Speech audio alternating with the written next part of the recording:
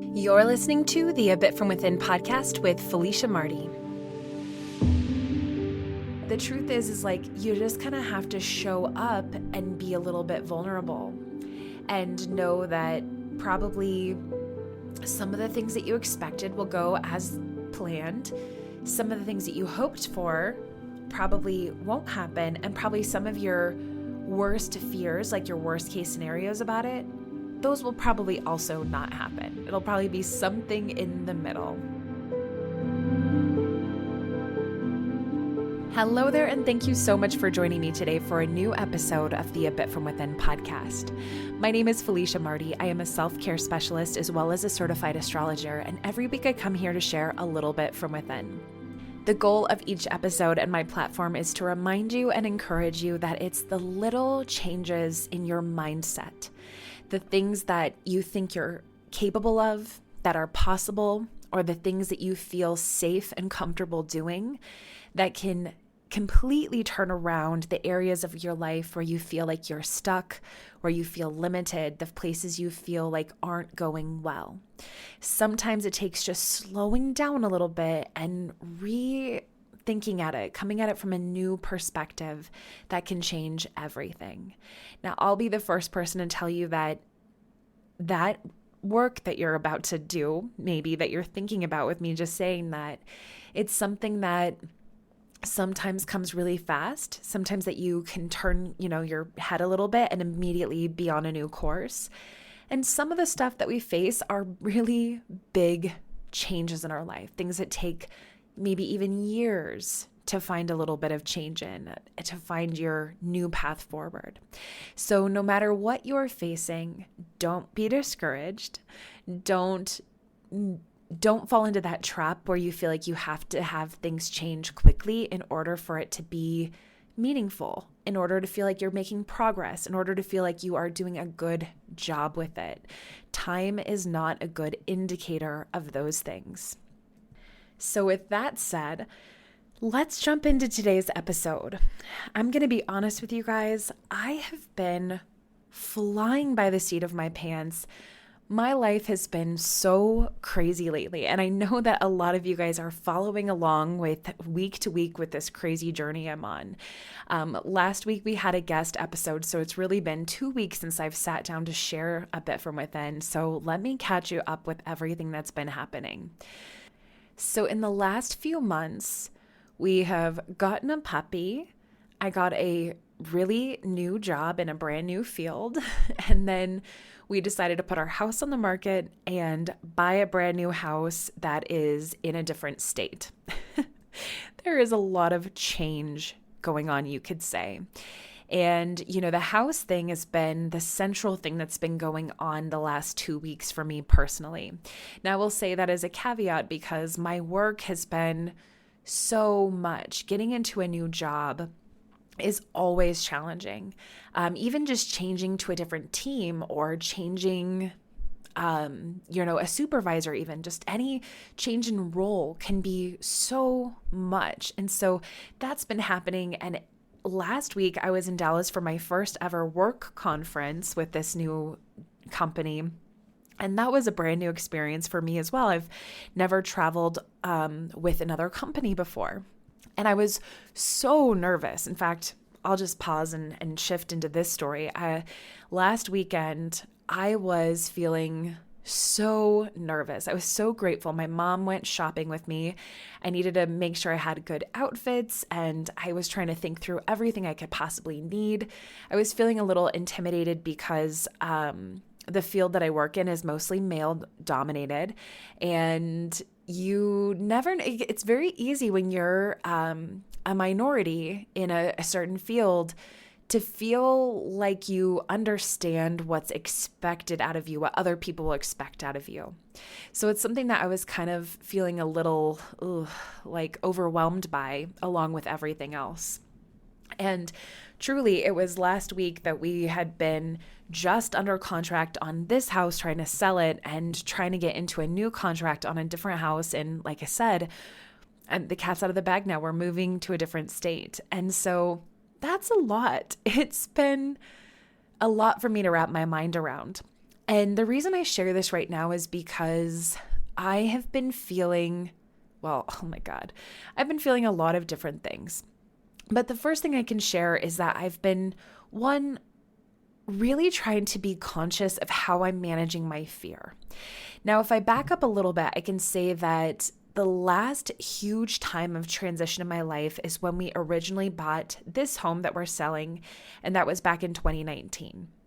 Now, this was a really big time in my life, and part of the reason I know that, rather than just having lived it, is the fact that I talk about this story a lot on different episodes of my podcast.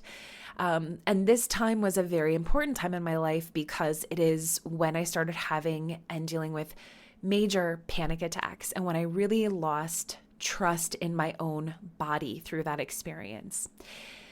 And the reason I share that now is because now that I'm moving again and under all of this stress that I remember from the first time that we went through this, I've been very afraid that I'm going to lose myself again to the panic, to the anxiety, to the overwhelm, because it is a very real thing to feel when you're going through so much, when there's so little that you have control over.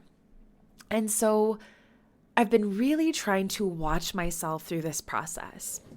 And one of the things that I'm trying to anchor myself in is the fact that I'm not the same person that I was back then. Not that if I was dealing with that now, that it would be a bad thing or something I would need to beat myself up over or be ashamed of being or anything like that. Like, that's not what I'm saying. I'm just saying that I've done a lot of work since then on myself, on my ability to handle stress. It's not the same kind of stress. I mean, in one way it is, it's buying a house. In some ways, this is even more because it's happening with 2 real estate transactions, but more so I'm trying to remember that I've found and learned a lot of tools over the last 3.5 years, that I'm not in that same position that I was then. And I feel like this is a really important reminder for all of us, no matter what we're facing right now, whether you're getting ready to grow your family or make a life change yourself, or you're coming into a different age bracket and you're realizing how much wiser you've become. That's my kind and funny way of saying aging, right? Because that's something that I know I work with a lot of people who are in their 60s that are at that point in life where they're like, wow, I'm not the same that I used to be. And what I'm trying to say is that actually is a benefit, that you're not the same as you used to be. In fact, the more that we can lean into and understand and even recognize our own growth, the more that we can understand the ways that we can leverage that growth to keep going. And that is one of the things that I'm also trying to do through this journey, is just to remember how far I've come and remember that things work out. I think that's a really big difference between where I feel I'm at right now and where I was, 3.5 years ago. Is for a large portion of my life, I believed that, and it wasn't like a conscious belief, maybe some of it, but maybe a lot of it was subconscious. I struggled to believe that things could just be easy, that things could just fall into place. I felt like I had to have so much control over every little thing, and that if I didn't exhaust myself with the details and with the due diligence to really fully understand and explore a process, that somehow I would be making a decision that I would regret. And what I'm trying to do now is to lighten up a little bit and to remember that things will probably work out, whether I put a lot of exhaustion and a lot of worry and a lot of control into something, and whether I kind of loosen that up a little bit and I roll with the flow a little bit more and I let things happen as they are. And that's very hard because, like I said, there's that little voice inside my head that says, oh, if you don't research this enough, you're going to live to regret it. And I'm trying to find that balance with this process. But I assume that this is something that you can relate to as well. This idea that we have this baseline expectation of how things are going to go. And a lot of this is set in childhood. You know, if you had a kind of inconsistent upbringing, whether it was in social groups or family groups or whatnot, it's very easy to get into that idea that the inconsistency is always going to be something you have to brace yourself for. It's kind of like feeling like chaos is safe because at least you know what to expect with the chaos. But there are other people, you know, I think it's probably a little bit more rare, but who had very safe upbringings where things were very stable, where they were very consistent. And so those people move through life thinking that like that's probably the baseline. The baseline is what we've come to know and it's what we come to expect. And so we sometimes do look for that. We look for evidence of what we expect being reflected back to us. And guess what? What we expect usually is reflected back to us in one way or another. I think we are, I was going to say, rarely surprised. And that's kind of sad because there's so much that is probably out there that could surprise and delight us, right? And I will say that that is something that I'm trying to brace myself for through this process because I have not fully worked through, you know, all of my limited beliefs. I wish I could say that to you that I had and that I knew exactly how to do that. But what I will say is that I have chosen to show up and do my best in every single moment. That is where I'm at right now. So not filled with answers, but very rooted in doing the best that I can. And I'll say that this has already come up along the way. You know, Dave and I, we've been doing so good. Obviously, this is why we've decided to take this leap together.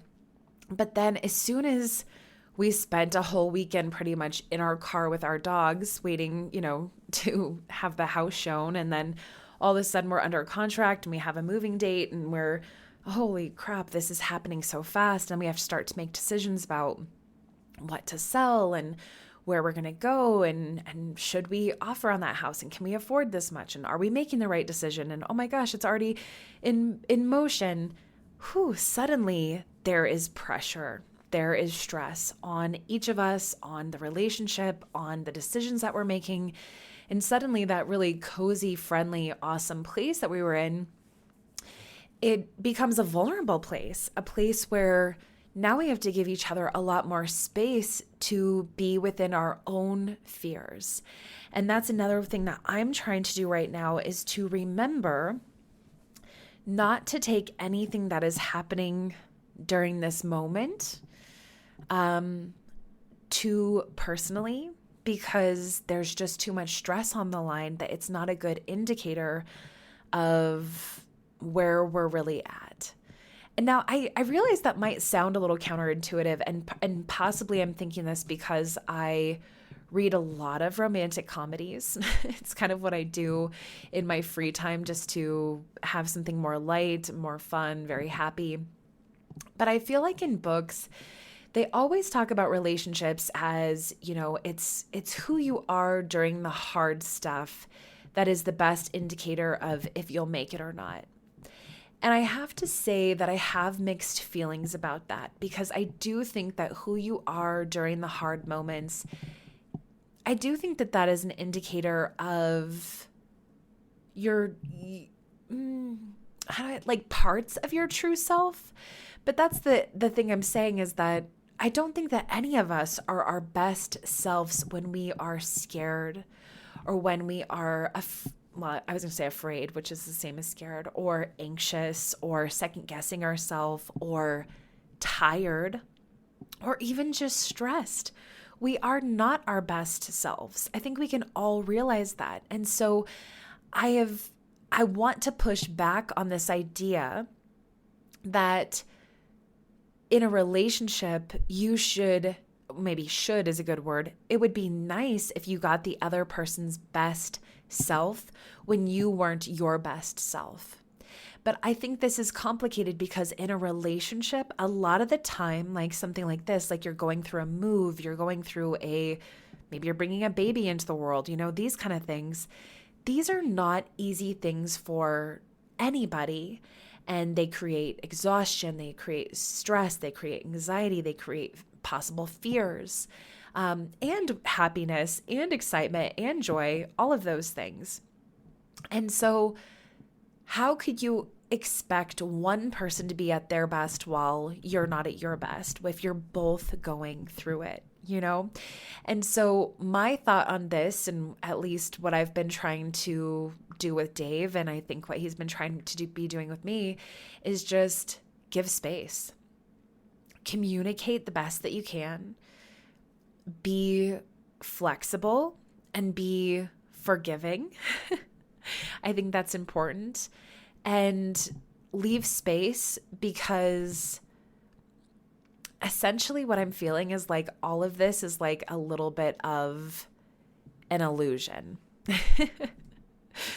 I feel like that's the best way to put it. In fact, I feel like that came up this morning during our yoga class. Twice a month, I teach a live yoga class through my Patreon page. And we like to chat a little bit first, just a bit from within connection before we practice some gentle yoga. And one of the things that came up were like the illusions that we tell ourselves. This goes back again to what I was just saying about this idea that it's the shoe's going to drop, or that things have to be hard or easy or chaotic or safe. These are all illusions. These are not good indicators of what is real. And what usually happens is that we get a little space from the stressor, from the change. We find ourselves again, we root back home, things start to calm down, and suddenly we see it in a different way. And so that's what I'm trying to find right now every single day, is how can I come back to a place of as much of a place that feels like home as I can. Now, I will say, the week before last, the week leading up to my trip to Dallas, that was a bad week for me. I was having a hard time feeling like anything was okay. I was in a pretty dark place. And part of that was because it was coming right off of that weekend of showing the house. I felt all of this pressure as to making the right decisions, and I was trying to make sure I wasn't dropping anything. And yet I felt like I was dropping everything. I felt like I couldn't do anything that anybody expected of me. And everything I was trying to do, I felt like I wasn't doing it well enough. And because I had so many different areas that people needed from me, it was really hard. It was hard to figure out the priority of what I needed to do for me. I hope this makes sense. Essentially, what was happening is, I had stuff for like work, and that's a really big priority because it's a new job and I have big accounts and I love what I do and I'm still making an impression to my team and my bosses and all of this stuff. So that was a high priority. And then there's the house stuff, which is, your safety of where you live. And that is a high priority. And there's so many things to do with getting a house. There's the loan and the contracts and the realtor and looking at houses and the financial side of it and the inspection side of it and the negotiating part of it. I mean, oh my gosh, this is why people say that this is one of the most stressful things you can go through, because you have to do all of that on top of everything you're already doing.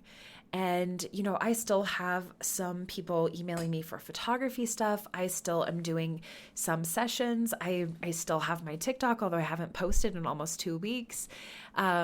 These are real things I have going on, and not being able to be good at those things because I had to be putting that extra energy somewhere else. And not even just in a fun way, but in a way that's like, oh my God, your entire life is on this line. Man, that put me in a dark place. And I did not feel like I was my best self. But I will say that I did try to come out of that place as quickly as I could.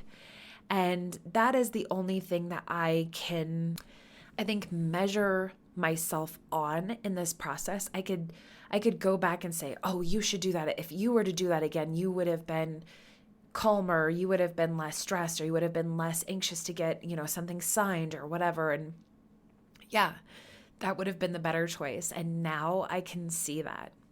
But in the moment, I was in fight or flight. I was filled with fear. I felt a lot of pressure.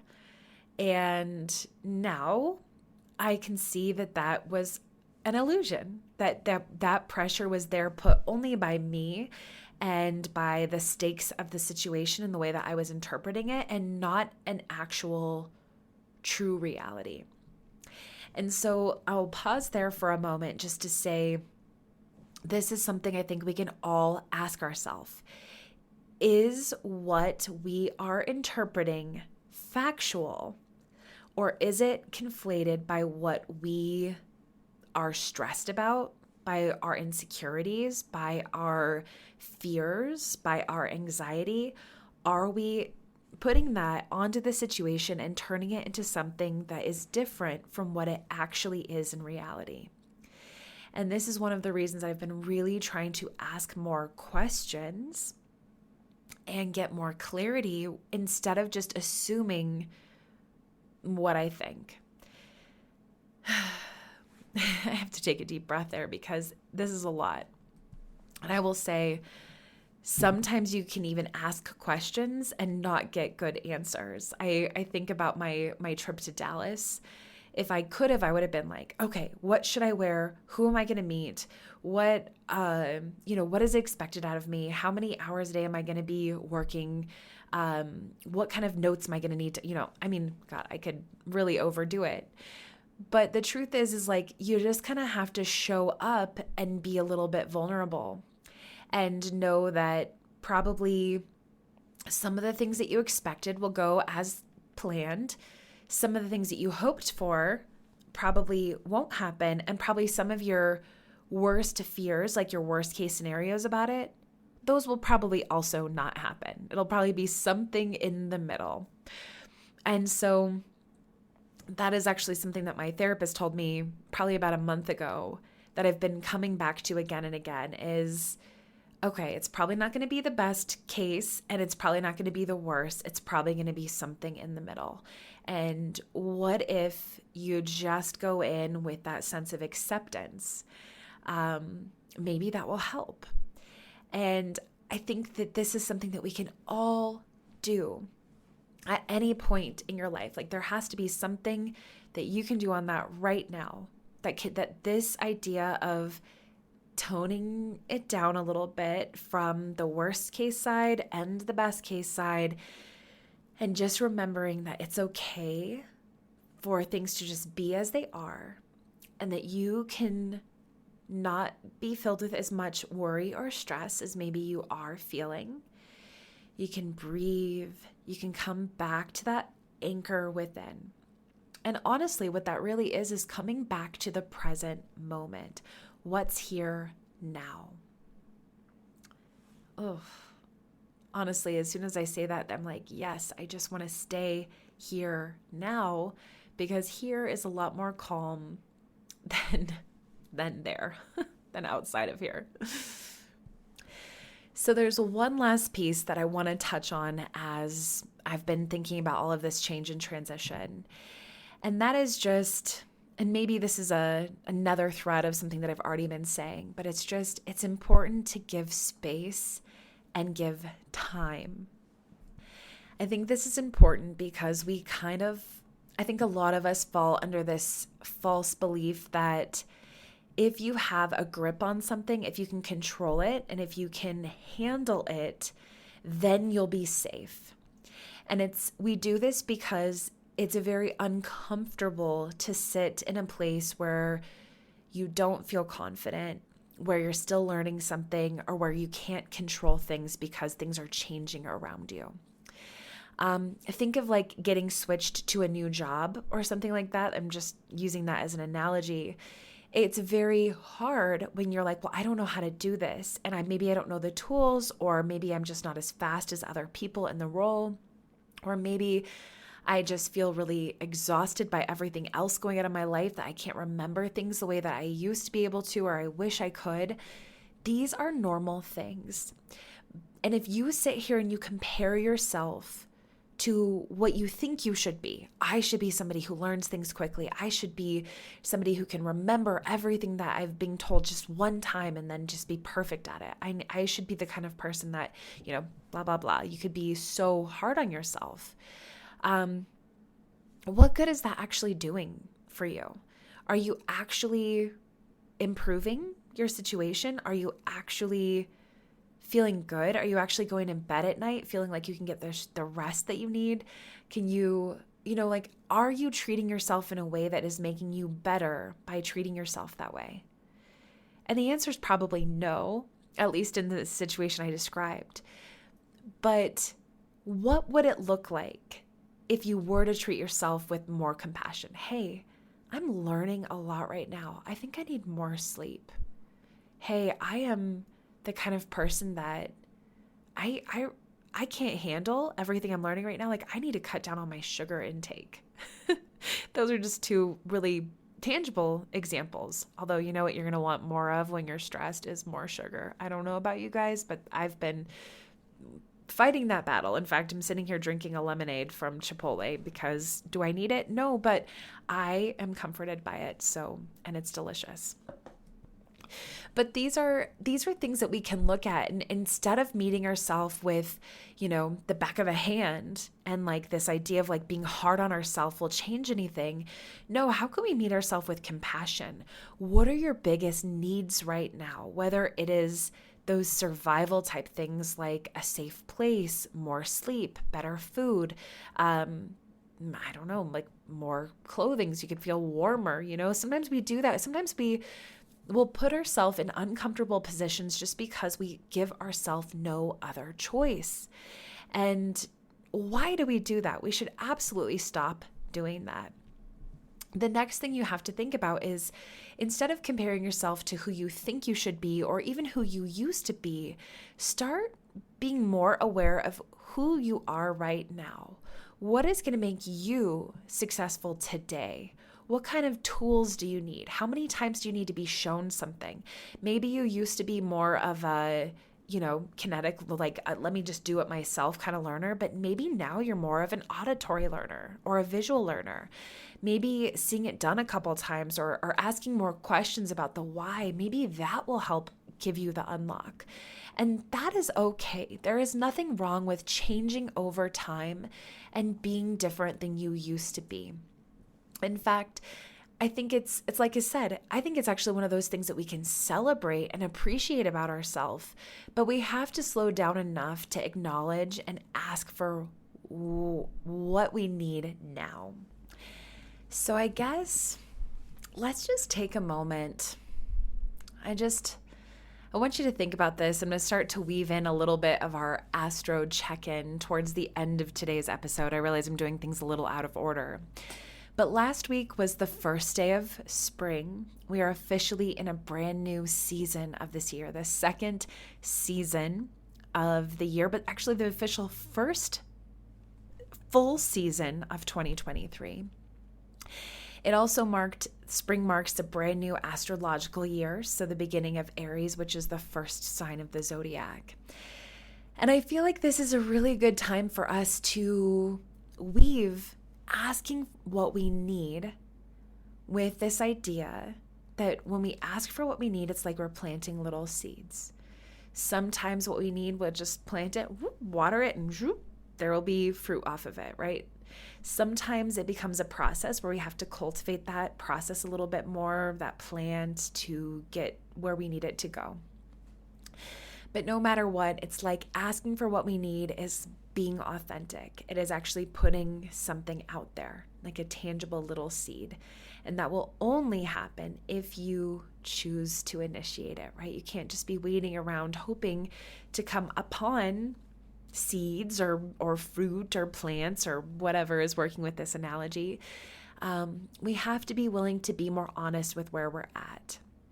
And yes, it's okay if fears come up with that. Yes, it's okay if you are filled with doubt or frustration or anxiety. In fact, if you are feeling those things, let's create more space. You need more space right now. Just find that space. Say no to social events that are stressing you out. Ask for what you need. What do you need? And honestly, the hardest part will probably be figuring out what you need. And sometimes the way you figure that out is by acknowledging first what you don't need. Sometimes it's easier to start with what you know you don't want or need. So let yourself think about that.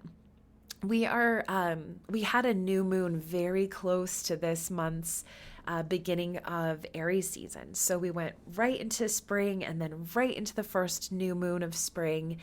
And I want to I was going to say the word caution you, but the truth is I want you to feel the floodgates open right now. I want you to feel the movement. I want you to go after things right now because we are about 3 or 4 weeks away from a little bit of a slowdown.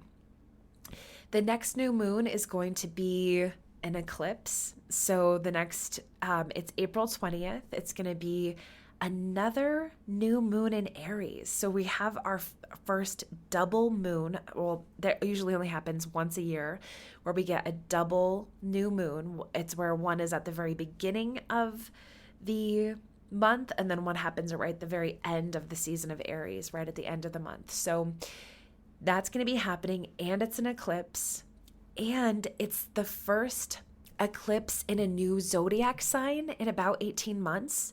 So we go through these seasons with eclipses. So for the past about 18 months, most of the eclipses have been in Scorpio and Taurus. And now they're shifting to Aries and Libra. So we're going to have an Aries eclipse followed by, I believe it is a final Taurus or Scorpio solar eclipse. I'm not looking at my notes right now, you guys, so I promise coming up in the next few weeks, I will clarify all of this for you. But the main takeaway is that there's going to be eclipses coming up. Eclipses are not times for manifesting things. They're for big changes, doors opening and closing, walking into change and transformation in your life, unexpected things arising and coming into your reality. So see how that goes, see what happens for you, but don't try to manifest things unless you want that inconsistent energy with that. And the other thing that's going to be happening is towards the end of April. So around this time, actually, I think it's 2 days before that eclipse season starts, we're having another Mercury retrograde. Remember, we have about 3 or 4 a year. They last for about 3 weeks at a time. So another indicator, I don't want to scare you at all. I just want you to remember that towards the end of April, we're going to be really seeing a slowdown. So remember, you don't have to slow down right now. I know I'm getting a little bit ahead of myself, but I just want you to know this is the time to go after what you want, to really start to clarify.